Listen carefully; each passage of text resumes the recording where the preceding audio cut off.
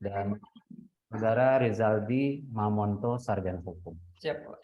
Jadi kedua rekan mahasiswa yang kita hadirkan secara offline ini, selain mewakili juga nanti ketika teman-teman perlu diskusi lebih lanjut, bisa melalui rekan-rekan yang hadir pada kesempatan kali ini. Saya sekretaris program yang akan memberikan pembekalan bagi rekan-rekan mahasiswa. Namun rangkaian acara pada pagi hari ini akan dimulai dengan pengarahan atau insight dari Prof. Ade Saptomo, yang mana beliau di kampus Fakultas Hukum sudah hadir bersama kita secara online. Kepada Profesor Ade, waktu dan tempat disilakan. Baik, Assalamualaikum warahmatullahi wabarakatuh. Waalaikumsalam warahmatullahi wabarakatuh. Waalaikumsalam warahmatullahi wabarakatuh. Selamat siang, saudara-saudara mahasiswa.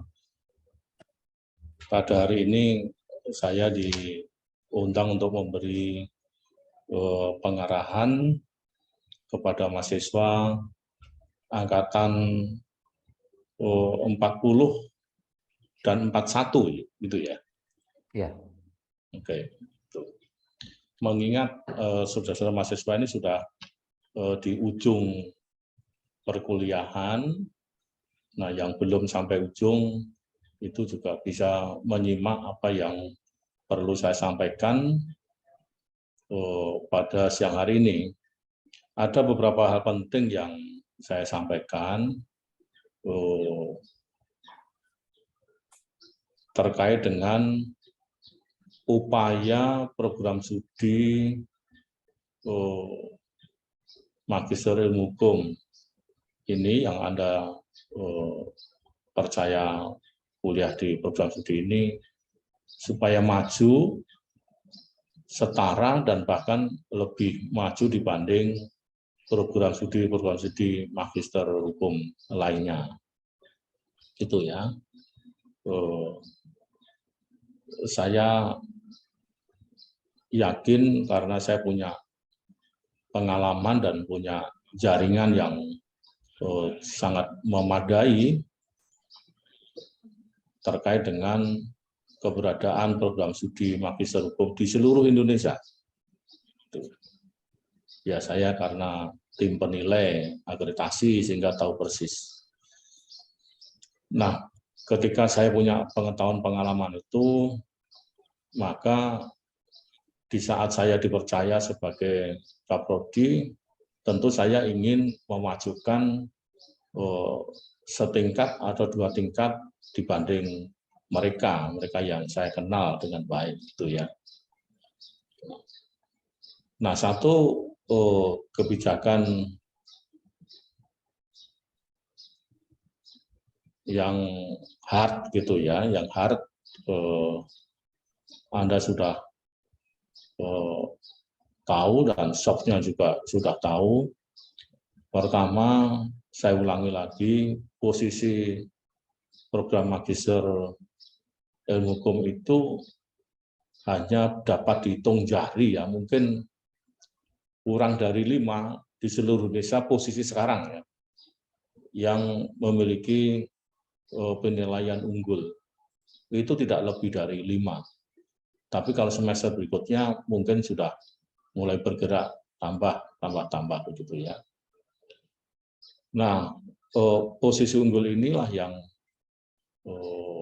harus dipertahankan kepada segenap pimpinan, tendik, dan mahasiswa. Nah, bagaimana cara mempertahankan? Untuk memperoleh unggul itu ada 3 kunci pokok. Dosennya harus berkualitas. Tidak hanya berkualitas, tapi kepangkatannya. Jadi kalau jumlah sudah terpenuhi, tetapi dari segi kualitas harus pinjam sana pinjam sini, tetapi saat ini masih aman ketika kami mereposisi dosen-dosen yang ada di S1 untuk masuk ke magister. Nah, sudah memenuhi standar. Tetapi ke depan dosen-dosen tetap itu akan kami dorong sekuat tenaga bareng-bareng supaya pangkatnya itu lebih tinggi daripada saat sekarang. Nah, itu program tersendiri. Nah, program yang kedua adalah menjamin kualitas. Menjamin kualitas, maka proses-proses pengelolaan dan pembelajaran itu dikontrol oleh Jaminan Mutu Universitas Pancasila. Saya juga mengapresiasi setiap Oktober itu ada lomba lah. Besok itu kan akan ada bulan Oktober lagi. Nah, itu akan dilombakan prodi yang tata kelolanya bagus, itu DUP jatuh ke siapa. Nah, atas dasar itu ya kita usahakan. Nah, yang ketiga terkait dengan mahasiswa, yaitu mahasiswa yang berkarya internasional, gitu ya. Nah, oleh sebab itu sudah saya membuat sistem tiap tahun itu ada seminar internasional di Bali dan di Semarang. Kedua-duanya itu kebetulan junior saya, di mana saya ikut membina. Nah, oleh karena itu saya buat kebijakan mahasiswa yang buat tesis ya, metodologi, metode penelitian itu dikuasai, kemudian melakukan penelitian untuk ditulis ke dalam karya tulis yang disebut tesis. Tetapi saya membuka kemungkinan mahasiswa untuk menulis di jurnal internasional dengan berbagai tingkatan. Nah, kalau mahasiswa Anda ini yang akan melakukan penelitian, kemudian ditulis dalam tesis, kalau dimuat di jurnal internasional, Anda saya bebaskan ujian tesis. Langsung A. Jadi ini kebijakan saya, keterlibatan mahasiswa untuk meningkatkan mutu Anda sendiri dan meningkatkan kepercayaan masyarakat kepada institusi. Nah, mahasiswa mulai sekarang kalau Anda akan melakukan penelitian, tidak harus ditulis dalam tesis setebal berpuluh-puluh halaman, itu nggak perlu. Gitu ya. Tulis 15 halaman bermutu, tulis di jurnal internasional, kami pandu, kalau lolos dimuat, ya, itu Anda tidak perlu ujian tesis dan nilainya langsung A. Itu yang sedang kami godok supaya program magister ini betul-betul berada pada puncak, gitu. Jauh dibanding magister-magister di Jakarta Raya ini, apalagi di daerah-daerah itu.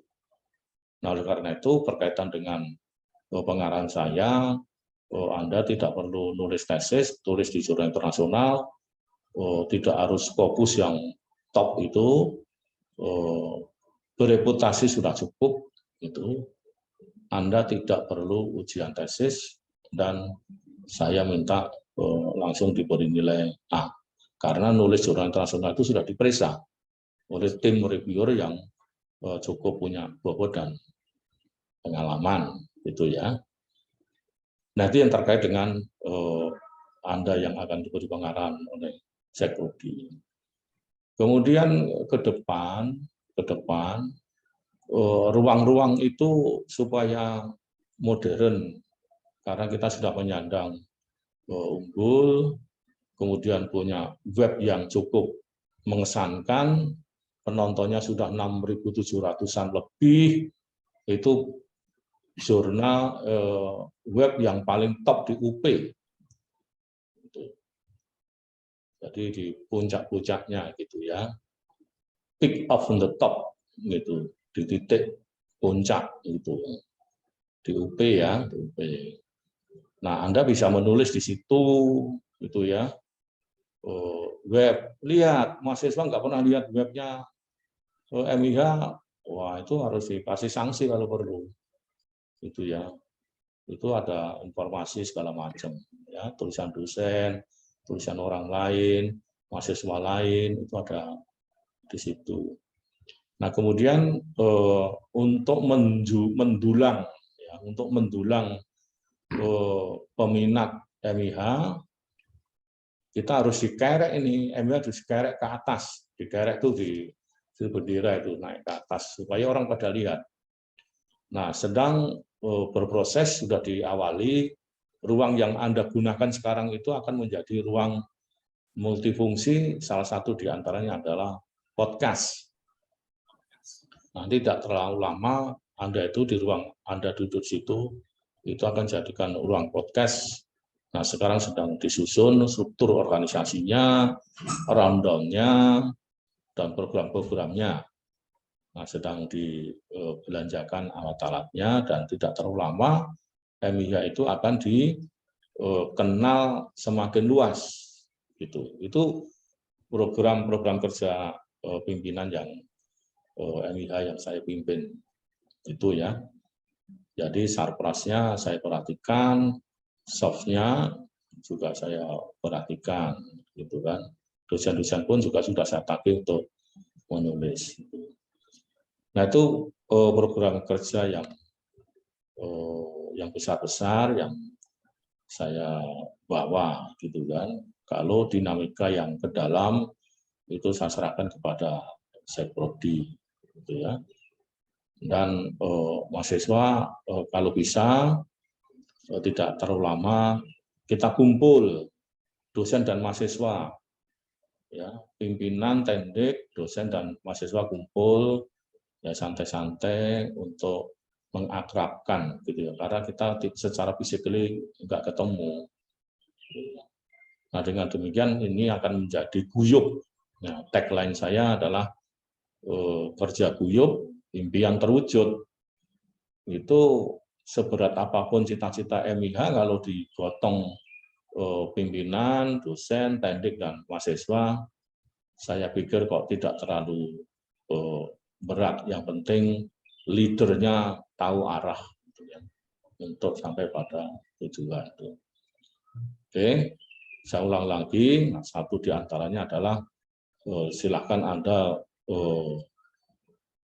mendengar dengan baik-baik apa yang harus dilakukan. Saya memberlakukan Anda menulis itu tidak harus ujian tesis. Ya, bisa diringkas menjadi 15 halaman, kirim ke jurnal internasional. Itu cara untuk meningkatkan MIH itu ke dunia internasional. Nah, saya diberi tugas oleh Pak Rektor. Pak Rektor itu juga dosen MIH. Beliau memberitahu saya, Mas, bagaimana supaya UP itu menjadi universitas ternama tingkat nasional dan internasional. Nah, caranya bukan dosennya mundur-mandir ke luar negeri, bukan. Bukan. Tetapi menulis di jurnal itu akan dibaca. Nah, mahasiswanya nulis di jurnal internasional itu akan dibaca. Oleh karena itu saya membuat penetapan atau SK, mahasiswa bisa nulis ke tingkat internasional. Dengan demikian nanti MIH akan terbang, itu banyak yang membaca, gitu kan. Nah, disitulah cara supaya MIH ini segera ke tingkat internasional. Kalau UP belum, ya kita mulai dari pojok yang sepi. Kita berada di yang pojok sepi, tapi kan bekerja. Nah, itu ya. Ada dua jalan. Satu, kesimpulannya ya. Satu, mahasiswa menulis jurnal ke internasional. Tidak harus Scopus yang tinggi-tinggi, tetapi bereputasi sudah cukup. Nah, kemudian podcast itu akan ditonton dan didengar, kan. Nah, dengan dua jalur itu, saya berasumsi MIH segera menjadi penguasa, gitu ya, penguasa MIH. Gitu. Nah, Ini saya akan menengok ke Gajah Mada. Jumat, Sabtu itu saya ngajar di Gajah Mada, MIH juga. Nah, mahasiswanya 60-an. Yang datang dalam kelas supaya daftar, lainnya lewat online. Begitu, sama dengan kita. Itu udah campuran seperti itu. Off dan on gitu ya. Nah, nanti akan saya bidik ini. Jadi saya ngajar off, tetapi didengar dan ditonton oleh mahasiswa Gajah Mada S2 akan saya. Nah, kalau bisa ya seperti itu nanti akan saya lihat hari Jumat Sabtu. Saya kan dosen di sana. Oke, itu pengarahan kepada saudara mahasiswa. Selamat, Anda camkan betul apa yang saya sampaikan. Oh begitu ya arahnya. Iya, gitu. Kalau lain-lainnya kan cuma maaf ya. Jadi kalau ikut gerbong saya, gerbongnya mulai dari Gambir ke Jogja, jam 8 berangkat, ya harus jam 8 datang tepat. Kalau nggak tepat saya tinggal, gitu kan. Kalau rame aja di gerbong ya saya turunkan ke stasiun berikutnya. Itu. Ini jadi filosofi kereta api itu apa? 1 pasti, 2 kuat, 3 ajak, tepat waktu. Nah, gitu. Itu kereta api gitu ya. Ngomong aja nggak jelas. Nah, itu filosofi saya. Mudah-mudahan MIH ini segera take off, naik ke atas. Oke, itu saja. Terima kasih. Selanjutnya saya serahkan kepada Sekrodi Bapak Dr. Armansyah Nasution. Silakan, monggo. Saya mendengar aja. Saya sedang masih ngurusi S3. Baik, Prof. Ya, oke. Nanti ada S3. Silakan mahasiswa kalau sudah lulus langsung S3. Nanti saya sudah ditunjuk dari ketuanya juga, gitu ya. Terima kasih. Wassalamualaikum warahmatullahi wabarakatuh. Waalaikumsalam warahmatullahi wabarakatuh. Terima kasih Prof. Ade atas arahannya dan beberapa hal sudah disampaikan oleh beliau.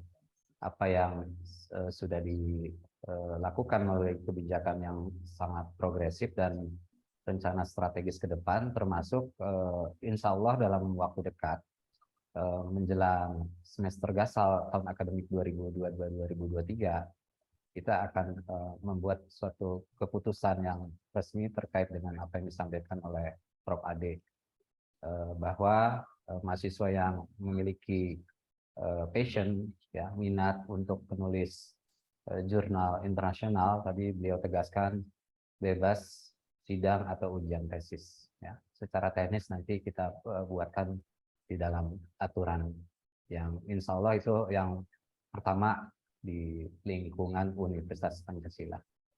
Baik, Prof. Ade, terima kasih sekali lagi. Saya lanjut, izin Prof. Pembekalan. Ya, silakan.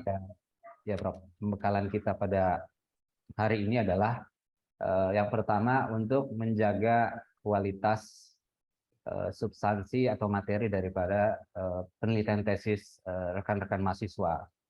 Yang kedua untuk juga menjaga durasi, ritme, ya, supaya dengan adanya suatu media baru yaitu seminar hasil penelitian tesis, insya Allah akan mengakselerasi rekan-rekan mahasiswa agar bisa lulus tepat waktu, ya.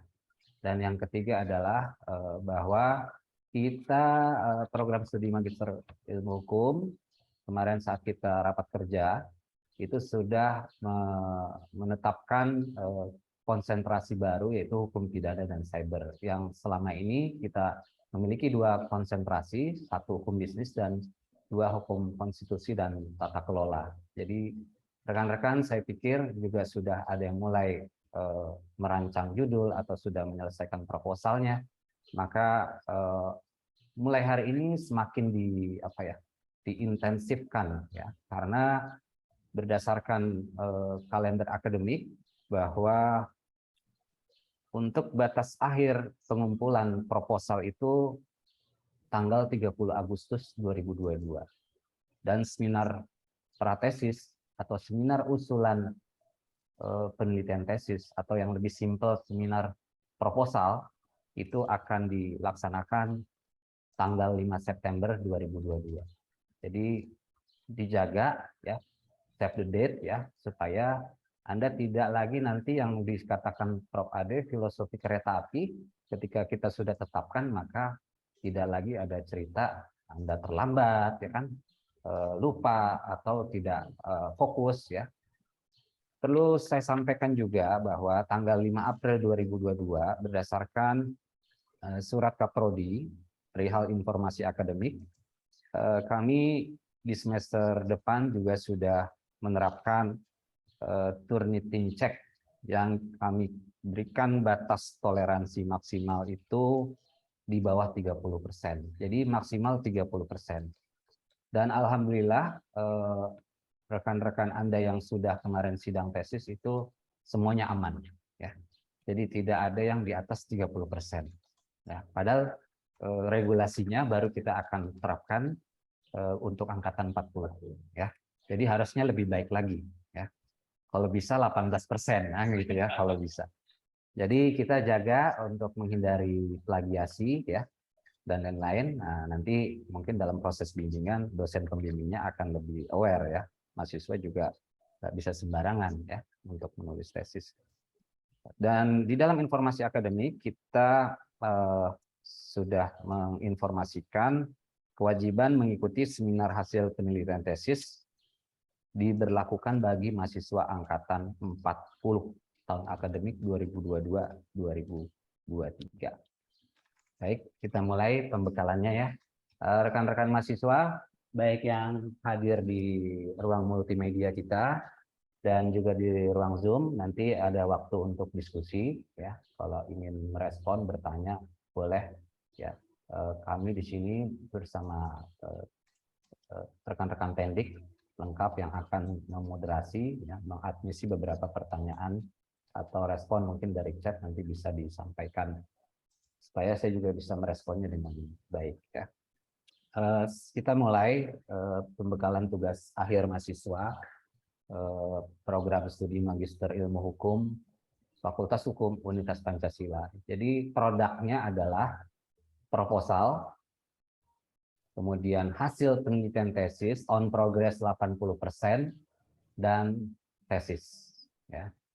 Jadi dasar hukumnya ya, saya yakin baik kemarin teman-teman TEDx sudah mendistribusikan, men-share buku pedoman tesis ya.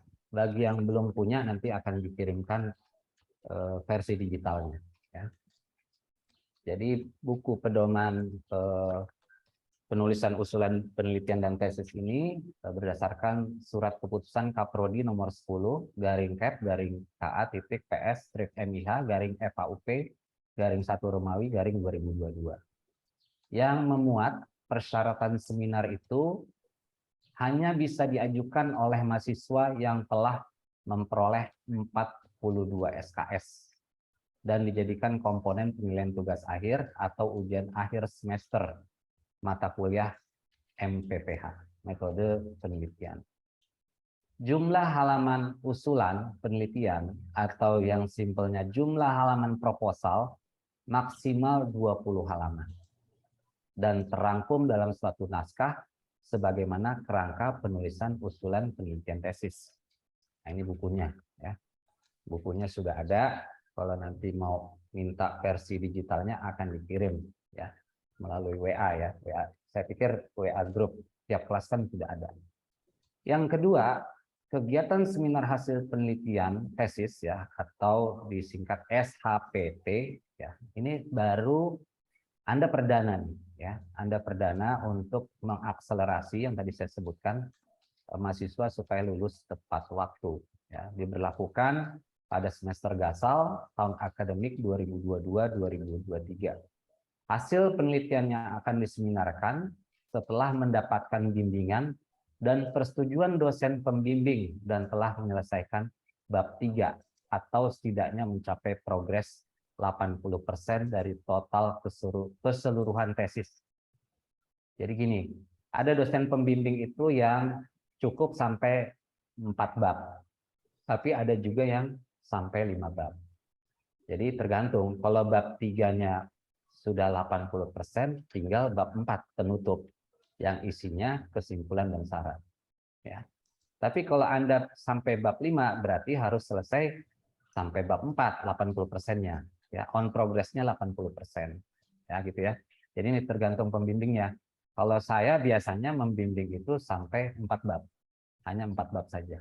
Tapi ada juga dosen yang sampai 5 bab, ya. Yang meliputi ya ini ya untuk SHPT walaupun masih dalam proses setelah seminar proposal nanti, judul penelitian, lembar persetujuan, latar belakang, perumusan masalah dan hasil penelitian. Nah, gitu ya. Silakan dilanjut berikutnya. Kegiatan seminar ini dimaksudkan agar dalam penulisan tesis dapat dipertanggungjawabkan secara akademik dan meminimalisir adanya kesalahan dalam mahasiswa mengkaji fenomena yang dihadapi. 3. Menyerahkan usulan dan atau hasil penelitian yang telah dijilid rangkap 4. 4. Mengajukan surat permohonan seminar ditujukan kepada Kaprodi. Oke. Nah ini juga dasar hukumnya SK Kaprodi ada di buku pedoman kerangka penulisan usulan penelitian tesis. Silakan. Ya. Jadi izin mungkin saya bisa memberikan ini ya. Jadi proposal ya, seminar pratesis atau proposal dalam bentuk hard ya. Itu terdiri dari bab 1 pendahuluan, latar belakang ya. Isinya ini merupakan suatu pernyataan intelektual dari penulis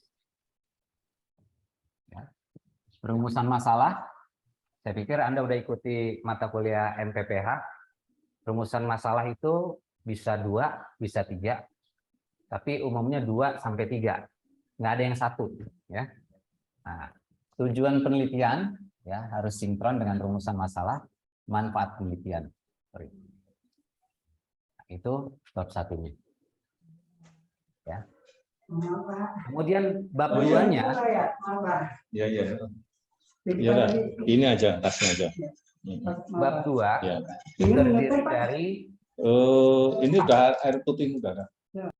Terdiri dari 4, kajian pustaka. Kajian pustaka ini sebaiknya di awal Anda sudah ada state of the art. Kenapa di awal sudah ada state of the art?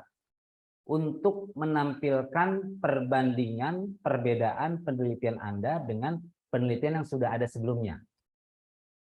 Apakah itu tesis, disertasi, atau jurnal terkait dengan topik Anda. Berarti harus banyak referensi. Ya. Ini minimal 20 buku atau pustakanya 20 untuk proposal. Jadi jangan minimalis. Kita calon magister, prodi kita udah unggul. Kalau stok bukunya dikit, aduh, ya malu ya. Nah. Yang kedua, kerangka konseptual. Sorry, yang B maksudnya. Yang C, landasan teori jika ada. Dan yang D, hipotesis jika ada. Ada landasan teori, otomatis hipotesis juga ada. Nah, landasan teori ini itu bisa dalam bentuk skema. Ya. Misalnya kira-kira beginilah ya.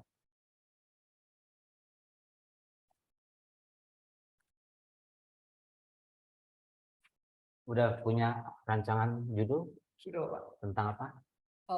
Efektivitas hubungan antar lembaga dalam pelindungan pekerja migran Indonesia. Nah, di sini efektivitas. Judul yang tadi ya. Betul. Terus cabangnya di breakdown. Misalnya regulasi. Regulasinya apa? Undang-Undang 18 tahun 2017 Tentang pelindungan pekerja migran Indonesia. ya, ada lagi? Peraturan pemerintah. Tentang Tentang pelindungan pekerja migran Indonesia juga. Teori yang dipakai sudah punya bayangan? Teori hukum yang dipakai apa? Sudah, Pak. Teori apa? Pertama, efektivitas hukum. Nah, efektivitas hukum. Itu kan di breakdown lagi. Ya. Teori efektivitas hukum. Ada 2 sih Bapak. Satu lagi. Sama teori kelembagaan. Nah, teori kelembagaan. Boleh cabangkan lagi sih. Ya, teori kelembagaan. Saya masih belajar menulis ya. Ini kayak balik lagi ke zaman dulu kita baru belajar menulis ya. Karena ini teknologi luar biasa canggih. Sayang kita nggak manfaatkan ya. Nah, itu kalau landasan teorinya ada. Ya dibuat kerangka atau skema atau bagan. Ya. Untuk membantu arah dari proposal Anda. Sedangkan hipotesis atau preposisi ya. Hipotesis. Hipo itu dugaan, tesis itu teori, ya, terkait dengan ini. Misalnya saya ambil contoh, ini dalam bentuk satu statement atau pernyataan, ya, mendeklar sesuatu. Mengapa di musim hujan kerap kali terjadi banjir? Ya. Apakah akibat dari kesadaran masyarakat yang membuang sampah tidak pada tempatnya? Dinyatakan. Ya. Kalau landasan teori ada, maka hipotesis juga harus ada. Saya belum lihat tesis mahasiswa MIH pakai framing seperti ini.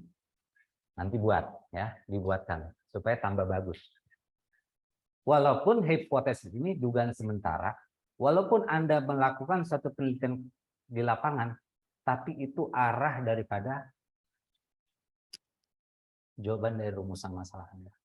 Supaya penelitian Anda ini tidak melebar kemana-mana. Anda membatasi penelitian tesis Anda di kerangka, di landasan teori dan hipotesis. Kan kadang ada pada saat ujian ya, karena Anda membuka celah, ada loophole di situ, maka penguji akan nanya yang sebenarnya nggak Anda teliti. Itu enggak? Anda membuat perangkap sendiri atau jebakan Batman. Paling jawaban Anda apa ke dosen pengujinya? Jawaban standar Anda apa? Ketika ditanya, tapi bukan itu yang Anda teliti. Jawabannya apa? Belum didalami. Belum didalami. Wah, itu sangat diplomatis ya. Belum didalami ya. Nah, kalau dibalikin lagi oleh pengujinya, ya udah dalami lagi. Berarti kan makin luas. Nah, makanya ini soal teknis argumentasi di dalam seminar proposal nanti menjadi penting. Ya, tapi bukan kita berargumen, kita ngotot, kita ngeyel, bukan. Ya, kan interaktif nanti. Ya, interaktif antara penguji dengan mahasiswanya. Nah ini ya, ini menjadi penting. Kalau landasan teori ada, maka hipotesis juga ada. Ya. Ini arah dari penelitian Anda ini ditentukan dari landasan teori dan hipotesis. Ya, lanjut. Kemudian bab 3, metode penelitian. Ya. Ini belum dihapus ya. Berarti dihapus dulu ya. Kita hapus. Nah, tuh ya. Saya kursus singkat sama Mas Wildan bisa cepat nih. Apalagi kalau sering kita lakukan ya. Maka enak banget ngajar kayak begini. Ntar kita gantian ya. A, sifat atau jenis penelitian. Semua ada di buku pedoman, pendekatan masalah, teknik pengumpulan data, teknik penyajian data, teknik analisis data. Kan udah dapat di mata kuliah MPPH ya. Udah dapat ya. Nah, dan bab 4, sistematika penulisan. Ya. Memuat tata urut yang akan ditulis dalam penulisan tesis sebagai hasil penelitian yang dimulai dari bab pendahuluan sampai dengan bab penutup. Mau B1 sampai B4 atau B1 sampai B5. Anda udah mulai bikin apa sistematika penulisan. Masalahnya gini, pada saat proposal Anda belum tahu arahnya nih, endingnya di mana. Harusnya udah diketahui nih ujungnya di mana. Ya. Jangan lihat nanti atau nanti tergantung pembimbing. Kita udah batasi di sini. Kita mau sampai 4 bab atau sampai 5 bab. Ya. Lanjut.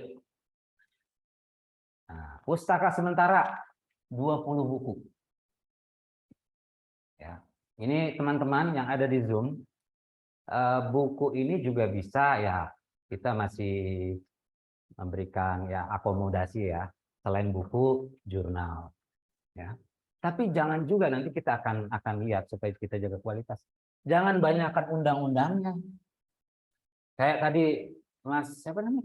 Rizaldi, Bapak. Mas Rizaldi. Tadi kan ada dua pakai pendekatan undang-undang dan PP ya kan? Kan Anda membatasi dua instrumen hukum itu. Tapi kalau Anda lebih banyak undang-undangnya, kagak nyambung. Betul. Ya kan? Berarti apa? Di dalam pustaka sementara, undang-undang ada, ya, regulasi ada, instrumen hukum ada, tapi akan lebih banyak literatur bukunya. Ya, menjadi penting literasi ya, literasi pustaka menjadi penting. Ya. Lampiran, jika penelitian studi kasus, maka harus melampirkan putusan. Banyak ya mahasiswa pada saat sidang tesis putusannya tidak dilampirkan. Itu udah final. Judulnya analisis putusan, studi kasus putusan. Pada saat kita nguji, mana putusannya? Kita nggak bisa dalami lagi tuh, ya kan?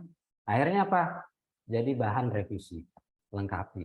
Kalau Anda beralasan gini, Pak, putusan MK-nya 300 halaman, ya salah sendiri. Kenapa milihnya studi kasus putusan, ya kan?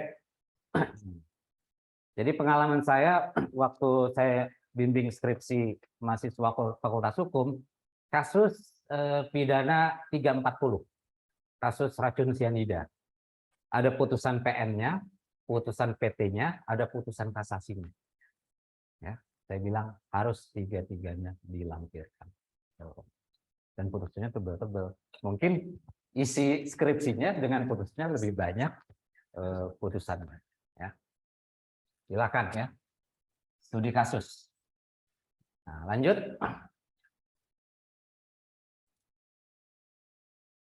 Ini kita hapus dulu. Ini flowchart standar operasional prosedur bimbingan tesis ya. Yang berlaku di Magister Ilmu Hukum ya. Tesis. Form-formnya udah secara standar sudah disiapkan ya, template-nya ya. Tadi saya ulang lagi, permohonan penyusunan tesis kepada Kaprodi syarat 42 SKS mengajukan judul proposal. Ya. Kalau ternyata Anda judulnya udah dapat, proposalnya udah selesai, nah timeline-nya tadi sudah ditetapkan, tanggal 30 Agustus adalah batas akhir penyerahan proposal. Berapa rangkap tadi? 3. 4. 3 rangkap? 4 ya? 4. Nah, 4. Ini dari awal kuliahnya online ya? Online. Dari awal Online, online Bapak. ya? Online. Mudah-mudahan ya. Oh ya, ada yang mudah-mudahan sidang tesisnya bisa offline. Setuju? Setuju ya. Sidang tesis nanti ya, tahun depan ya. Nanti tahapan-tahapannya, kalender akademiknya kita akan tentukan ya. Ini form-formnya, form 23 ya, segala macam ya. Jadi ini tahapannya, mengajukan permohonan, kemudian kita lihat lagi di sini ya. Anda kan mau masuk semester 4 ya. Mau masuk semester 4 ya. Ketika sudah approve dari lembaga, maka Anda lanjut. Lanjutnya ya kan, seminar usulan penelitian atau proposal tesis. Diseminarkan lah ya. Jadi rekan-rekan, seminar proposal itu akan diuji oleh 2 dosen. Ya. Akan diuji oleh 2 dosen. Yang pasti salah satu dosen itu yang kompeten di bidangnya. Misalnya Anda konstitusi, ya di wilayahnya adalah dosen-dosen yang di bidangnya. Ya, bisnis atau nanti ada yang pidana dan cyber ya kan. Jadi ini. Nah, seminar usulan penelitian atau proposal tesis, ya tinggal 2, layak tidak layak. Sepanjang Anda sudah jaga yang tadi yang saya sebutkan tadi, maka pasti layak. Tapi layaknya dengan terbaik. Nggak ada Anda pinter, IPK Anda 4 tuh nggak ada ya layak tanpa perbaikan. Ya, sampai nanti sidang tesis IPK Anda 4 itu pasti ada perbaikan. Nah, jaga lagi waktunya perbaikannya berapa lama, ya kan? Nah, ketika ini sudah selesai, maka penetapan pembimbing dan revisi proposal 30 hari. Ya, gitu ya. Jadi jangka waktu setelah seminar usulan 30 hari, revisi dan akan kami tetapkan siapa pembimbing Anda. Ada 2 pembimbing, materi dan teknis. Oke. Ini setelah ditetapkan pembimbingnya, masuklah masa bimbingnya. Kurang lebih 120 hari. Berapa bulan? 4. Cepat atau lama? Kurang. Kalau kurang nambah 1 semester. Gimana? Mau cepat selesai lulusnya tepat waktu atau mau gimana? Tergantung Anda, ya. 120 hari ini menurut saya kalau Anda benar-benar udah siapkan dari sekarang, Anda rancang selesai pada waktu. Ya. Udah, berarti tahun depan sudah sidang, sudah yudisium, sudah wisuda, dan tambah lagi gelarnya SH, MH, akreditasi unggul. Oh. Ya. Nah, setelah bimbingan 80% dilakukanlah SHPT. Ya. SHPT. SHPT itu 3 penguji. Dan kami akan plotting penguji ahli nanti supaya semakin menjaga kualitasnya. Penguji ahli ini dari luar. Ya. Jadi misalnya si siapa nih? Mas Harun. Dia udah merasa bahwa pakar hukum konstitusi ada di Pancasila. Hanya ada di Pancasila, ternyata di kampus lain tuh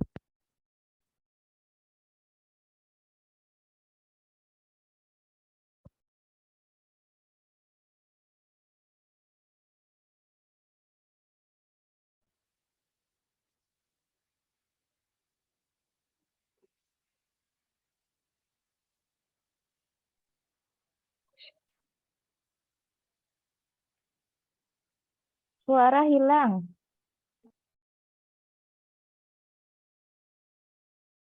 Suara hilang.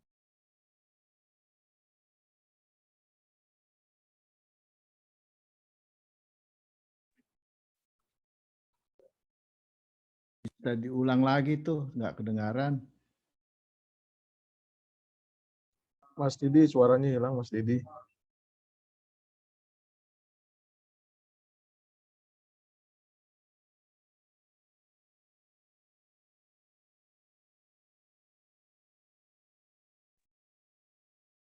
Suaranya hilang, Pak. Sebentar ya teman-teman ya.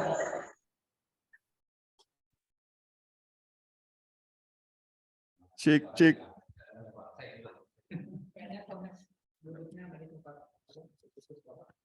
sudah jelas, Bu? Sudah. Sudah. Sudah Baik, ya. jelas, Pak. Tapi mohon Ya. diulang lagi yang tadi, Pak. Yang ini ya. Yang mulai dari 80% tuh Pak, seminar hasil ini ya, penelitian oke. Pak. ya, Pak, Nah. ya, Pak. Ya. Seminar hasil penelitian tesis Anda itu sudah on progress 80%. Ya. Sudah mendapatkan persetujuan dari pembimbing untuk di SHPT-kan. SHPT seminar hasil penelitian tesis. Sudah 80%. Setelah SHPT pasti ada perbaikan. Dilengkapi dan ditambah kurangi kan? Menuju sidang tesis. Berarti apa? Tentang waktu SHPT dengan sidang atau ujian tesis itu berjarak 1 bulan. Anda tinggal melengkapi berapa lagi? 20. Kalau Mas Harun sampai bab 4, berarti bab 3-nya yang maju SHPT. Berarti tinggal bab 4-nya penuh. Kesimpulan. Tuh, ya. Mendapatkan tujuan asli dari ya itu siklusnya supaya Anda jaga ya kurang lebih 120 hari.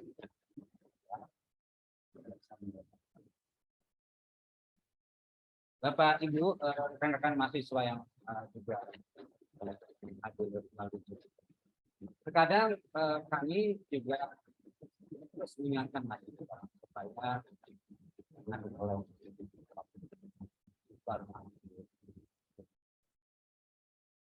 kita akan testing water ya. Sekarang tanggal 16 berarti batas akhirnya sekarang protokol kurang lebih 2 bulan. Saya yakin Anda bisa. Dan saya yakin juga teman-teman mahasiswa juga tidak maulah satu jam. Apalagi kalau sudah 40 jam ya kan? Didi suaranya nggak jelas, Didi. Baik, Bapak Ibu, rekan-rekan mahasiswa, untuk penayangan dari PowerPoint presentation-nya saya sudah selesai. Ya, silakan, mungkin saya kesempatan dulu yang di ruangan itu Nasrin tadi dan Harun untuk merespon terkait. Terima kasih. Assalamualaikum warahmatullahi wabarakatuh.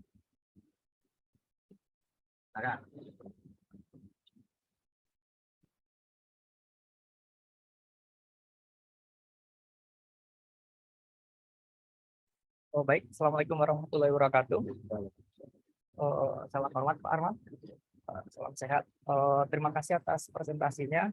Yang pertama tentu bagi kami angkatan 40 yang sempat ingin mencari arah sekarang itu datanya itu Pak untuk mengetahui ternyata fakultas dalam hal ini Emina sudah menangkap pesan kami itu, kegamangan kami untuk mengetahui bagaimana teknisnya sebenarnya sampai pada ujung nanti itu.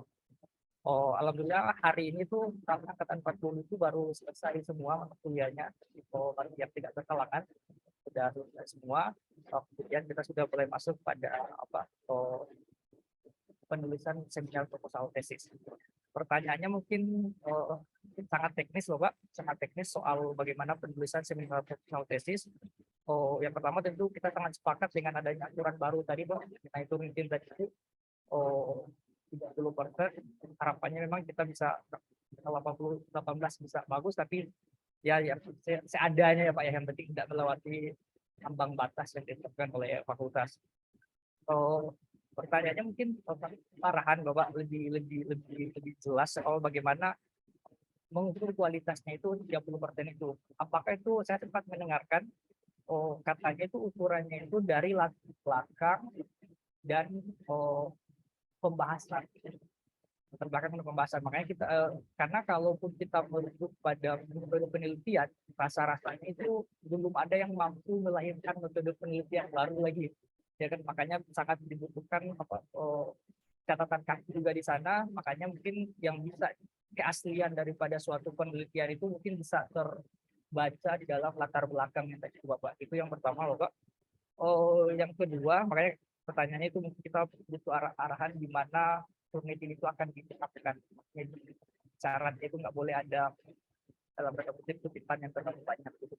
Dan mungkin kalau ada clue Bapak bagaimana agar tidak terbaca secara maksimal oleh penelitian, karena sebetulnya itu hal teknis, tetapi katanya ada juga clue Bapak bagaimana biar katanya kalau kita mengutip secara utuh suatu produk undang-undang maka itu otomatis langsung terbaca oleh penelitian. Untuk itu sebetulnya keonaran teknisnya ada yang mengatakan seperti ini Bapak, sebaiknya kita simpulkan isi daripada undang-undang itu agar tidak terbaca oleh penelitian. Tetapi kalau kita menyimpulkan maka satu undang-undang itu kadang akan jadi dalam bentuk undang-undangnya pun yang sudah kita kutip sebenarnya itu bisa multitafsir, apalagi kita menafsirkan lagi undang-undang, kan kita bukan MK ya Bapak ya sebagai interpretasi konstitusi itu yang pertama Bapak. Yang kedua soal 4 bab tadi itu saya sebenarnya sudah sempat membuat Bapak, sudah sempat buat usulan penelitian proposal penelitian tesis ini, gambaran saya memang saya tergambarnya itu tadi itu ada 5 bab, Bapak. Nah, pertanyaannya apakah kalau kita itu menginginkan untuk penelitian rasa-rasanya itu penting untuk 5 bab. Sementara dosen ada seleranya tadi yang 4 sampai 5. Ini kan persoalan selera, Bapak. Apakah mereka yang tadinya selera 4 bab, tapi kalau kita mampu menjelaskan bahwa penting untuk 5 bab, apakah itu bisa dibolehkan atau seperti apa, Bapak? Secara teknis, Bapak. Terus halamannya Bapak kalau tidak salah, saya kemarin membaca seminar proposalnya itu ada 25 halaman. 25 halaman, tapi tadi ada yang lain juga ada 20 halaman. Ya, makanya kalau sudah 20 halaman berarti harus dituliskan lagi. Tapi kalau nggak salah kemarin itu sampai 20 halaman. Selanjutnya mengenai teknis daftar pustaka. Daftar pustaka itu saya mungkin awalnya itu saya sepakat dari Bapak bahwa 20 buku. Sementara kadang itu beberapa penelitian itu buku itu tidak terlalu bisa menggambarkan satu inti permasalahan, apalagi permasalahan itu tidak banyak dibahas dalam ruang-ruang akademik. Misalnya saya Bapak soal pelindungan pekerja migran Indonesia, bagaimana tata kelola pelindungannya, bagaimana hubungan kelembagaannya. Secara teknis mungkin ada membahas mengenai bagaimana teknis pelindungan, tetapi skema pelindungan dalam bahasa konstitusi itu betul-betul masih kurang. Begitu mungkin yang menjadi rujukan utama saya, meskipun buku itu kurang lebih ada 18, tapi jurnal kurang lebih ada 10 sampai 12. Apakah itu bisa Bapak? Bisa. Terus yang terakhir mungkin putusan MK Bapak. Kayak putusan tadi itu umurnya lebih dari 3 tahun. Itu kan mungkin kalau untuk pengadilan kerjanya kan mungkin kita nunggu sampai inkrah baru dihitung sampai inkrah atau dihitung pada saat kampanye itu Bapak. Nah kalau MK, apakah MK itu kan tidak ada masa kampanye Pak langsung berlaku ya Pak? Makanya itu apakah ada perbedaan itu dan sebagainya? Mungkin seperti itu dulu Pak. Sementara secara teknisnya mohon arahan dan pencerahan ya Pak. Terima kasih Bapak. Ya, baik, rekan-rekan, ini pertanyaannya lengkap ya, luar biasa nih. Jadi semoga dari yang saya sampaikan sudah tercerahkan dan ada respon dari saya tambah tercerahkan ya. Di dalam surat Prodi, yaitu yang diperlukan adalah bab 1 untuk bagian 18. Bab 4 pembahasan dan bab 5 kalau yang hanya sampai bab 1 itu bagian latar belakang, bab 3 pembahasan, bab 4 ya. Jadi teman-teman nggak usah parno duluan. Kita ingin di awal kita betul-betul fokus. Karena kita nggak mau nanti di ujungnya justru bermasalah. Walaupun waktunya kurang lebih 4 bulan, jangan sampai nanti pas sidang tesis baru di-tag. Dan kita jaga ya. Mas Wildan, teman-teman terkait jaga. Supaya yang kita loloskan, yang bisa ikut sidang tesis, itu yang sudah betul-betul bebas ya, dari similarity. Di bawah 30 ada alatnya ada itu yang kedua ada istilah yang tadi Anda tanyakan, Pak, undang-undang itu kalau kita kutip secara langsung kan semuanya sama ya kan, masa kita simpulkan lagi, kita isi sakat itu bahasa pasal gitu kan.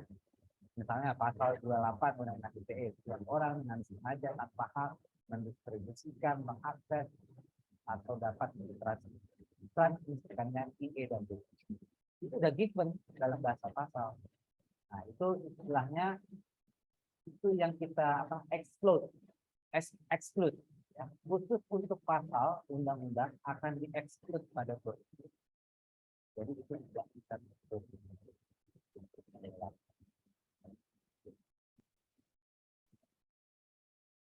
kemarin itu alhamdulillah yang semua siap dan sudah lulus sudah tanggal 12 akan bawa kabinet 11 tanggal 6 bulan. Kemudian untuk putusan. Kalau putusan, sebelum putusan itu jumlah halaman 20. Tapi ada pedoman, ada ketentuan. Kalau ternyata Anda merasa 20 kurang, ya nggak apa-apa. Silakan. Jangan sampai nanti, waduh, nanti fontnya saya kecilin kan biar bisa 20 kan nggak lucu. Atau spasinya tadinya 2 jadi 1 kan. Silakan aja, tapi rentangnya itu 20. Artinya lembaga tidak terlalu membebani mahasiswa bikin proposal itu jangan seperti bikin tugas kuliah yang halamannya banyak. Itu cukup 20 halaman. Oke. Nah, kalau putusan, saya sepakat. Kalau putusan yang sudah inkrah, ya kan, misalnya ada proses hukum di mana dari PS masih ada banding, misalkan PPK, itu kan putusan masih berproses sampai inkrah. Tapi kalau putusan MK itu kan final and binding. Anda boleh ajukan suatu putusan yang memang masih relevan, masih inline dengan topik Anda, walaupun putusan itu usianya di atas 3 tahun. Tapi ternyata kejadiannya ketemu lagi di tahun 2022. Misalnya, nanti kita akan ketemu lagi seperti pilkada. Nah, pakai putusan yang jadi jurisprudensi, putusan MK sebelumnya. Boleh ada putusan. Oh, nanti benar proposal kan akan diuji oleh dosen yang kompeten di bidang itu. Ya, silakan. Ya, go ahead aja. Oke. Ada lagi belum? Pustaka. Nah, pustaka ini salah satu contoh mahasiswa yang luar biasa. Dia udah punya 18 buku nih. Ya. Kita harus kreatif, ya kan? Karena ada bahan hukum primer, ada bahan hukum sekunder, ada bahan hukum tersier. Buku, jurnal, kamus, kemudian referensi dari online juga. Misalnya, Anda merasa di buku kurang, ya kan? Literaturnya kurang. Anda temukan di tesis atau jurnal yang terkait. Kenapa? Itu jadi daftar. Kadang-kadang mahasiswa begini, buku nggak punya, tapi dipaksakan dicantumkan di daftar pustaka. Ya, udah kebaca sama kita. Prof. Subekti tahun 1990, cetakan kedua. Padahal cetakannya juga banyak. Berarti dia nggak update atau asal. Atau skripsinya dia lulus tahun 2000, dia paksakan ditayangkan lagi di daftar pustaka. Jadi aktualitas dosen juga menjadi penting. Kadang-kadang dosen umum juga hitam, apalagi kalau buku kuliah di halaman berapa, bingung nggak? Ya. Kuliah online kan banyak kemudahan. Buku ada yang wajib, ya kan? Ada yang fardu ain, ada yang fardu kifayah. Ya. Walaupun fardu kifayah, ya ada juga nggak pergi. Dengan ujian seperti repot. Jadi nggak memaksa Anda melengkapi literatur Anda, tapi harus dari awal Anda sudah happy. Kira-kira tidak tentang guru pikiran atau tentang apa tadi batas usia pensiun, ya, dengan Polri suatu perbandingan. Itu setidaknya Anda sudah punya aturan terkait. Tidaknya itu buku-bukunya kan agak sedikit maka itu ya. Gramedia agak sedikit maka buku yang berbeda. Jadi harus kreatif, harus itu. Sebelum ke teman-teman yang ada di Zoom dan apa? Izin bertanya Pak, ini Zoom mungkin, Pak. Satu terakhir ya teman-teman ya. Ini mungkin dari segi substansi, kalau tadi soal teknis, sekarang soal substansinya Bapak. Mohon arahan terkait dengan kadar analisis kita dalam satu tesis itu, Bapak. Kalau skripsi itu, saya sempat beberapa bahasa itu bahwa dia cukup kita menjelaskan sebetulnya sudah ada. Kalau tesis itu, dia ada pengembangan terhadap satu yang telah ada. Nah, kebetulan Bapak, di dalam satu misalkan saya di bayangan tesis saya itu saya membayangkan suatu hal untuk membuat satu hal yang baru dalam segi kita kepengen nih mengusulkan suatu, karena kita membahas soal isu kelembagaan, maka kita membayangkan bagaimana kelembagaan yang ideal untuk pelindungan pekerja migran itu. Ketika pelembagaan yang sekarang itu mungkin tidak efektif. Nah, kita membayangkan dalam bab 3-nya itu, kita betul-betul membahas soal bagaimana efektivitas pelindungan kelembagaan dan bagaimana kerja-kerjanya.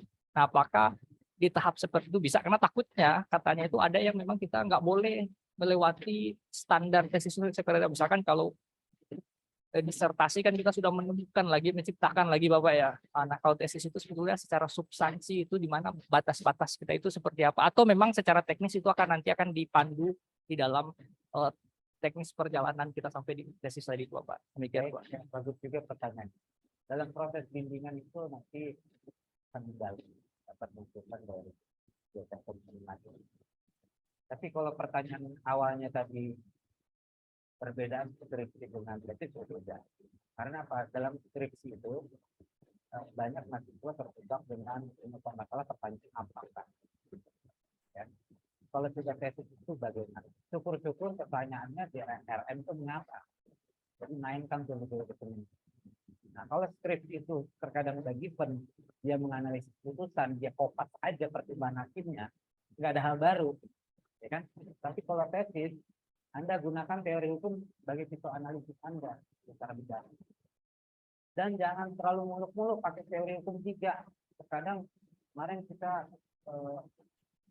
uji juga ada grade teori, ada middle teori, ada applied teori. Ya artinya untuk level disertasi aja itu mahasiswa dokter tuh pengennya kan aman, jangan sampai kerangka 3 lengkap begitu. Ya, cukup 1 atau 2 kan aku santri atau kan bisa itu aja. Kalau di bab 3 Anda perlu kembangkan, Anda tahu teori klasik law as to generate itu kan akan berbeda konsepnya dengan Prof. Mohtar. Ada sarana, ada alat, dan Prof. Mohtar itu menggilirnya ke teori hukum perundang-undangan.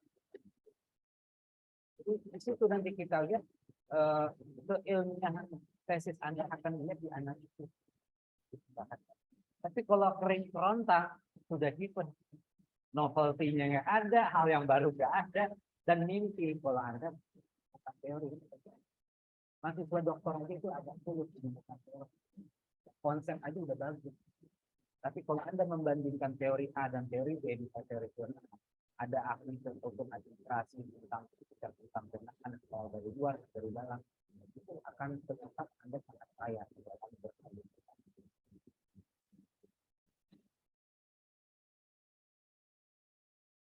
Ya, baik Bapak yang mau tanya melalui Zoom, silakan.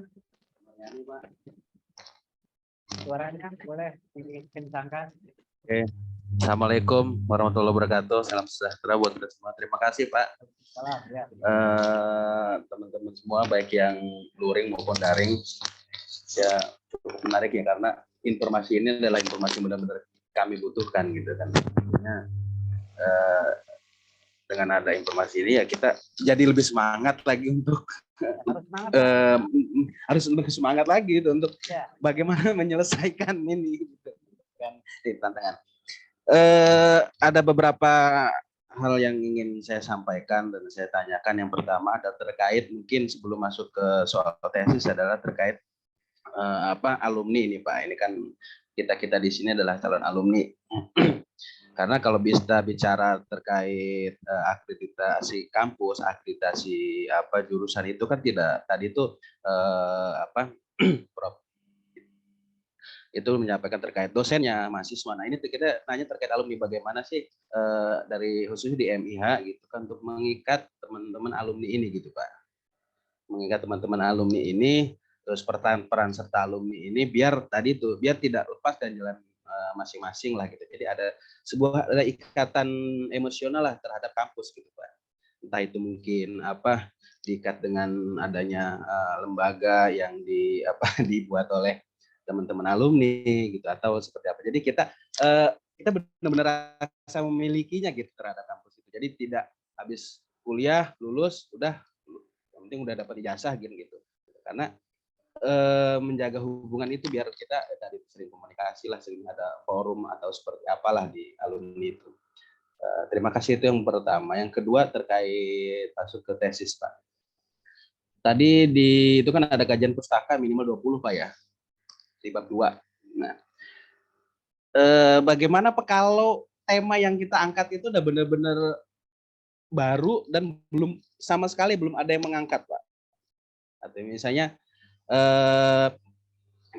pemerintah melalui undang-undang terus membentuk sebuah lembaga baru gitu kan, baru keluar undang-undang, baru keluar PP-nya gitu, dan turun-turunannya itu masih proses. Nah, itu kita mengkaji itu dan memang belum ada gitu kan. Artinya kan kajian terhadap itu belum ada sama sekali gitu. Walaupun lembaga-lembaga sejenis misalnya di kementerian lain itu ada gitu. Apakah kita tetap mencantumkan 20 itu atau kita boleh kurang lah? Ini tetap menawar ini, Pak.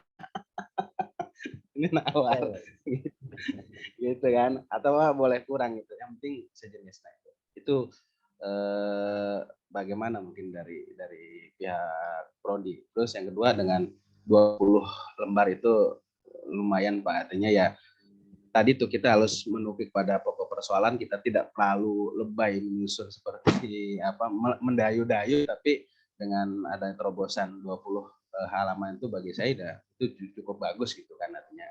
Jadi kita ya udah pokok persoalannya apa, ya udah itu yang kita tulis tanpa harus ya lari ke sana kemari mendayu kayak bikin mengarang bebas itu tidak.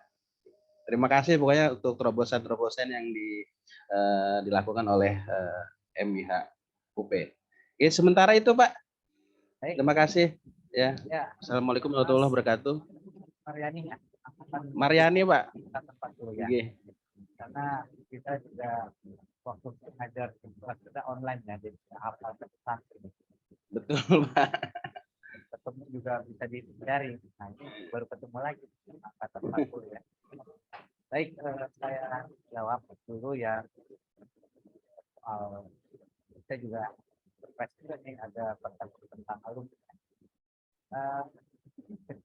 Memang intinya sih kita harus sering-sering ini ya, silaturahmi ya kan, darat gitu ya. Saya yakin teman-teman banyak sektor pekerjaan sudah mulai sibuk. Karena mereka ke kampus ini juga banyak kok main ke kampus gitu kan. Tapi dengan adanya harapan seperti itu ya silakan Pak ya. Kalaupun nggak fokus darat yang datanglah ke kampus. Ya, apalagi kita udah janjian kalau Pak Ahmad ada di kampus juga melayani ya. Itu ya. Itu komitmen saya. Nah, kalau alumni ya, kalau alumni sudah ada ikatan alumninya yang bulan lalu kita ketemu di belakang bersama Pak Kodi. Terus di amunisi lah kira-kira. Karena ini angkatan mahasiswa MI itu banyak. Para alumni di kan kita dan yang paling progresif ya, kalau nggak kata alumni dapat masih lagi ya. Dan ya jangan nanti menyusun tesis jarang ke kampus gitu kan, biasanya dosen kan kalau nggak di kampus silakan. Jadi tidaknya ketika Anda merefer tesis mahasiswa alumni itu kan harusnya Anda bisa berkomunikasi aja kan, dah aku mau diskusi nih tentang tesis lo gitu kan, soalnya ada mirip mau kembangin, nah itu udah satu jalur itu satu jalan ya, dan pasti kita punya nomornya kita kasih lah ya, kasih alumni ada kelas yang mau gitu ya. Terima kasih. Yang kedua, memang yang kita lihat itu adalah hal-hal yang baru, tapi terkadang ya ini khawatir kalau hal yang baru masih langka di Indonesia, Anda kecuali Mas Maria ini betul-betul surveinya super, ya kan? Anda banyak merefer dari referensi luar. Wah, itu keren banget itu, ya kan? Itu keren banget. Ya kan? Misalnya yang lagi rame sekarang, kalau pemahaman kita itu S2 orang awam, kalau orang awam itu nggak tahu obstruction of justice itu nggak tahu apa. Tapi kalau buat kita mahasiswa S2 itu paling standar kita tahu penghalangan itu. Padahal frasenya itu bisa lebih kalian. Nah, kita tahu itu dengan apa? Kita hapus, kita baca terus, kita ikuti. Novel ini untuk produk kita tunggu nih. Ada nggak hal yang baru? Kalau cuma ngulang hal yang lama, dikemas jadi baru, ya, cuma lanjutin berikutnya kan gitu. Jadi silakan nanti kembali lagi ke pendidik. Kalau pendidikan sama progresif seperti wah itu juga salah satu strategi. Strategi begitu. Kadang Anda itu smart membuat topik yang pembimbingnya sendiri Anda ajari gitu ya, pada tujuh kan. Itu akan lancar jaya pada saat tidak. Tapi akan menjadi blunder kalau emang nggak dipahami oleh pembimbing dan pembimbing. Bisa Anda disuruh ganti judul. Nah, paham? Jadi lama nggak? Berarti apa? Saya tahu maksud Anda sangat semangat. 4 bulan batas waktu Anda kecuali Anda pengen jadikan itu menjadi buku, produk intelektual yang luar biasa, berarti Anda tambah misalnya gitu. Paham ya? Paham ya? Bukan berarti kita cari aman, bukan juga, ya kan? Sebenarnya bimbingan pun itu tidak enak. Sorry ya, kadang pembimbingnya lebih penting dari Anda. Entah nggak nyambung, pakai diri, ya. Apalagi diajak hal-hal yang baru. Kalau saya nggak paham atau ada yang nggak paham, tapi apa? Pilihlah topik yang kira-kira Anda kuasai. Ini yang menarik. Ya, lanjut lagi.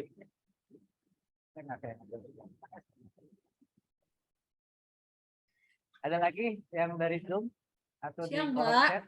Ya. Siapa yang Siang, Bapak. Bulan Ria, silakan Bu. Izin tanya, Pak. Pak, mengenai putusan itu, Pak, apakah uraiannya itu juga harus dilampirkan ataukah hanya keputusan cover depannya aja? Baik. Siap. Karena kalau semuanya, waduh, tebelan itunya nanti Pak, uraiannya daripada tesisnya. Ya Bu. Nah, beginilah Bu ya. Saya jawab Bu ya. Kemarin ada mahasiswa yang sudah tidak, dia tidak melampirkan putusan, dia kirim hard copy-nya ke rumah. Jadi mana laporan putusan, apa yang mau saya jawab, apa yang saya tanya. Dia tulis dengan syaratnya lengkapi lampirkan putusannya. 1 hari kemudian dia WA saya, Pak, putusannya tebel, itu resiko kan. Itu resiko. Jadi kita gini ya, kita memilih topik ya, menjadikan putusan itu sebagai objek penelitian kita udah hitung. Kalau kita hitung berapa yang kita fotokopi, berapa rupiah yang kita keluarkan, berarti apa? Ada putusan yang tapi putusannya jadi jurisprudensi itu jadi landmark decision kan gitu ya. Ada putusan yang betul karena penguji pembimbing yang lengkap itulah jadi dilampirkan Bu. Kalau saya pembimbingnya atau tekniknya harus dilampirkan secara utuh. Iya Pak. Karena itu kan kasusnya kasus di pemerintahan ya Pak ya. Jadi kalau kita mau minta salirannya itu kita harus ada rekomendasi dari itu juga Pak, dari mana? Dari MH juga. Ya kan Pak, biasanya Pak ya. Ya. Betul. Jadi ada putusan yang bisa di-download ya di website atau ada yang bisa diakses, tapi kita akan siapkan surat pengantar ya. Ya Pak. Untuk Ibu Risma, misalnya ke Mahkamah Agung, ke Pengadilan Negeri, MK, insya Allah uratnya sakti. Ya. Ya. Urat kita itu sakti ibu bawa ke sana, ya kan? Itu akan dibantu oleh petugas di sana. Ya. Paham lah ya. Yang namanya kita perlu data, kan kita pengen data Bu ya. Yang Ya, susah, yang datanya itu betul-betul kita pengen, itu juga harus ada visual understanding. Ya. Saya yakin ini orang-orang hebat lah. Tak mau saya kita perlu berbicara dalam bagian sama rekan kita. Kalau kita gitu kan. Naik derajat nih. Kita bikin derajat dan Anda nanti setelah sidang teknis jadi harus naik. Ya Bu ya. Kita Ya Pak, baik Pak, Bu. baik Pak. Ya. Baik. Demikian, Bu, Terima kasih ya. Pak, terima kasih ya. Pak. Semangat Bu ya. Ada lagi? Ayo, kan. Sekarang jam berapa deh? Oh, udah 1:30 ya. Saya pikir tadi cukup 1 jam ya. Baik, Bapak Ibu yang ada di Zoom meeting ataupun yang di ruang anak-anak muda semangat, alhamdulillah silaturahmi dengan rekan-rekan mahasiswa Zoom juga datang. Ya, membuka diri lah. Kalau ada hal seperti itu lanjut, boleh bertanya langsung atau ke dua model kita ini.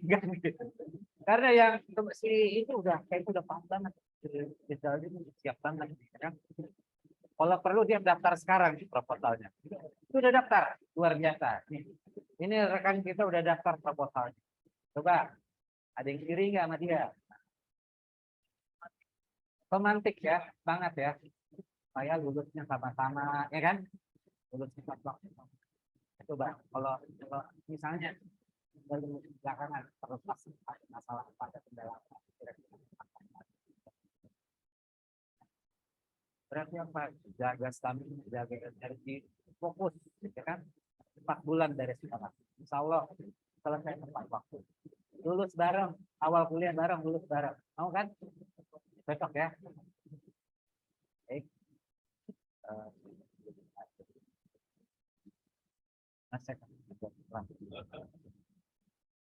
Prof Adi masih ada, mungkin Prof mau sampaikan hal untuk Prof Adi masih mau bergabung. Silakan Prof Adi. Udah selesai ya. Selesai Prof, ya Prof.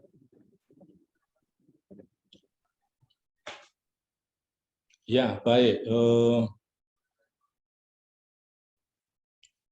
Saya mendengarkan sambil sebentar. Siska.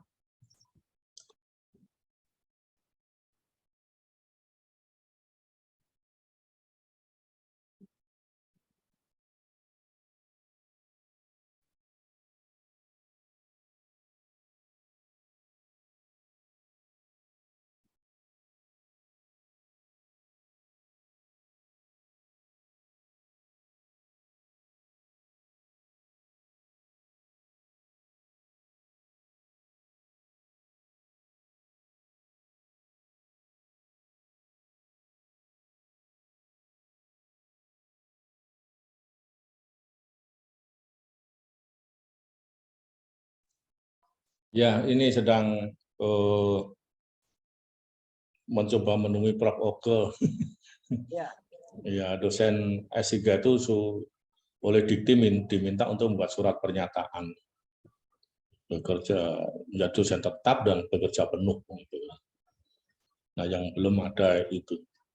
Baik, saudara-saudara mahasiswa, Anda telah mengikuti dan mendengar dan ada diskusi. Yang jelas, saya Rudi selaku pemandu acara ini, pengisi pengarah ini sudah beri ruang. Kalau nggak paham, tanya gitu ya. Saya selaku ketua dan punya pengalaman menjadi dekan 2 periode itu, kesulitannya adalah bagaimana meluluskan mahasiswa itu tepat waktu Nah ini. Ya, jadi harus kerjasama. Kalau mahasiswa tidak paham, tidak bisa memahami, bahasa Jawa itu leda-lede, enggak lulus-lulus ya, institusi kerepotan juga. Nah, pengalaman saya dulu mahasiswa S1 itu skor di poin lulus tepat waktu itu hanya 30%. Sehingga itu mengurangi skor sepenuhnya. Kemudian saya berinisiatif, nah ini orang pada nggak tahu ini, saya berinisiatif mengoreksi struktur mata kuliah yang ada di kurikulum itu. Gitu ya. Struktur itu saya koreksi benar. Nah ternyata ada mata kuliah yang menghambat mahasiswa lulus tepat waktu. Selain mahasiswa Sontoloyo itu sendiri, itu saja. Nah, dari pihak institusi yang saya pimpin, ternyata ada satu yang menghambat ya, metodologi penelitian itu, metode penelitian itu ditaruh di belakang mahasiswa setelah memperoleh 90 SKS, baru bisa menempuh metode penelitian. Nah, itu menghambat, kemudian untuk membuat keputusan, saya membuat studi perbandingan dengan universitas ternama di Indonesia. Akhirnya, perguruan tinggi yang besar yang saya maksud itu menempatkan metode itu agak diajukan, bahwa persyaratannya itu boleh 70, ada yang 60. Nah, Fakultas Hukum, UP saat itu 90. Nah, oke, itu satu. Yang kedua yang menghambat adalah mata kuliah prasyarat. Mata kuliah menempuh A kalau sudah menempuh B, gitu kan. Nah, ternyata di situ ada kekeliruan. Satu, kekeliruannya adalah dosen senior mensyaratkan ini dituruti sama pimpinan sebelumnya. Padahal tidak perlu. Nah, maka saya potong, gitu ya. Tuh, contoh, boleh menempuh mata kuliah PTHI, ya, pengantar tata hukum Indonesia, asal sudah lulus PHI. Padahal lain, PIH ya. PIH itu ilmu hukum. Kalau PTHI itu pengetahuan, yang satu ilmu, yang dua pengetahuan. Nah, saya potong, gitu kan. Nah, dari struktur mata kuliah yang saya ajukan itu, dan sebagian mata kuliah yang kuno-kuno itu digabung, maka akhirnya mahasiswa itu lulus tepat waktu meningkat menjadi 40% lebih. Tuh. Nah, disitulah akhirnya skor poin itu menjadi tinggi, A minus. Nah, sekarang ini sudah bagus, sudah di atas 40%, kadang-kadang 50% gitu ya, saat saya di ujung-ujung itu. Nah, oleh sebab itu, sekarang tinggal mahasiswanya saja. Kalau mahasiswanya kita sudah berupaya begitu, sistemnya sudah dibuat, berarti tinggal mahasiswanya. Mahasiswa tidak boleh mengarang sendiri, gitu kan. Nah, nanti S2 juga begitu, akan saya koreksi betul. Ya, MIH ya, yang mungkin menggambar itu siapa? Institusinya, dosennya, atau mahasiswanya. Ini sudah ada laporan juga. Dosen tertentu, ini ya. Kalau begitu, kita rapatkan. Keputusan rapat sekian-sekian, ada buktinya ya. Kita ingatkan, sampai 3 kali enggak ya sudah, keluarkan saja. Karena itu menghambat persentase lulusan. Gitu ya. Jadi, asal kita bareng-bareng, semua akan bermutu. Kerja guyup aja, ya guyupnya si dosen, guyupnya pimpinan, tendik dan mahasiswa. Itu tidak saling menyalahkan, gitu ya. Nah, kalau sudah waktunya bayar, yang bayar. Nanti jangan sampai institusi itu nalangi. Ya, semua jer basuki mau biyo. Kalau mau basuki, mau baik, ya semua ada biaya pikiran, biaya waktu, gitu ya. mengeluarkan waktu, mengeluarkan pikiran, mengeluarkan finansialnya. Itu pesan saya, mudah-mudahan MIH ini menggeliat besar dan menjulang membubung gitu ya, tinggi ya. Jadi asal ada pikiran maju, adaptif gitu ya, responsif, kreatif, itu saya pikir akan maju. Baik, tampilan ini juga nanti akan saya evaluasi bagaimana tampilan supaya mantap dan sebagainya gitu ya. Baik, terima kasih, itu arahan saya. Mudah-mudahan mahasiswa tambah semangat ya. Kata orang semangat tidak cukup, iya memang semangat salah satu unsur. Gitu. Oke, terima kasih, itu saran saya.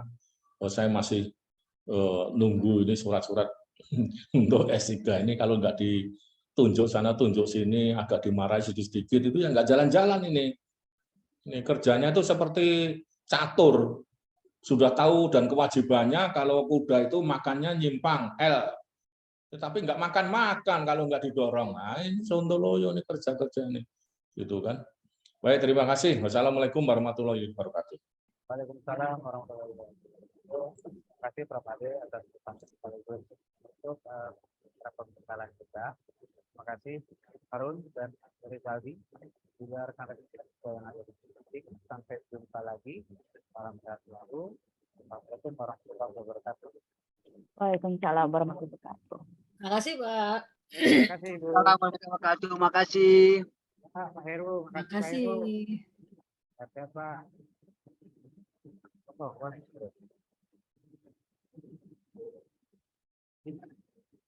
duduk aja.